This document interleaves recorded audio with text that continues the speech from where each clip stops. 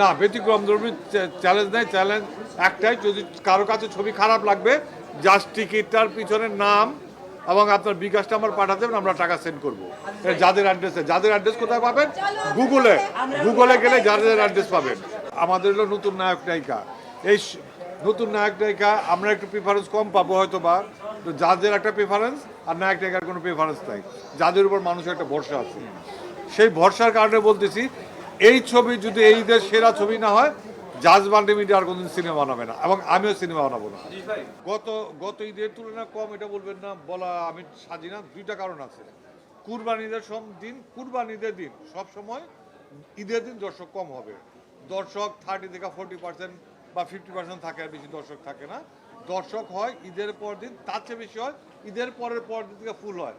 আজকে মানুষ গরু কাটাকাটি নিয়ে ব্যস্ত থাকে। একটা গ্রুপ আছে চামড়ার ব্যবসা করে, ইয়াং জেনারেশন, মানে বিভিন্ন রকম গরুর মাংস আসে যায়, আত্মীয়স্বজনে গরু কাটা হয়েছে, এখন একজন আরেকজনের বাসায় দিতে যাচ্ছে, বিলি করতেছে। এত গরু, মিলিয়ন গরু, মানে 50 লাখ গরু জবাই হয়েছে। এত গরুর মাংস একজন বাসায় দিচ্ছে, সবাই ব্যস্ত। আজকে মানুষ কালকে থেকে আসা শুরু করবে। কালকে হয়তো 20% গরু জবাই হবে, পরশু থেকে মানুষ আসা আরম্ভ করবে। আমি মনে করি পরশু থেকে অডিয়েন্স নর্মাল হয়ে যাবে। আজকে আমার যে সেল আছে সেটাই সন্তুষ্ট, এবং আগামীকালের যে বুকিং সেটা আমার আশার চেয়ে বেশি হচ্ছে। মানুষ যে মাসুদ রানার প্রতি ভালোবাসা, আসলে শুধু যারা মাসুদ রানা বইটাকে ভালোবাসে তারা দেখলে ছবি হিট হয়ে যাবে।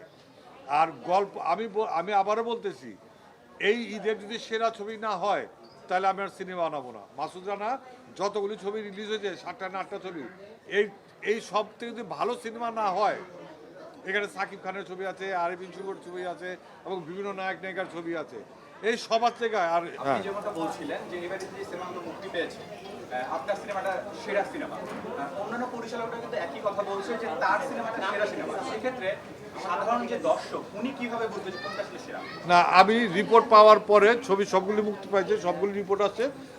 আমি গতকাল কথাটা বলি নাই সেরা ছবি, গতকাল বলছি আমি ভালো ছবি। আর এখন ছবির সব রিপোর্ট পাওয়ার পর বলতেছি সেরা ছবি।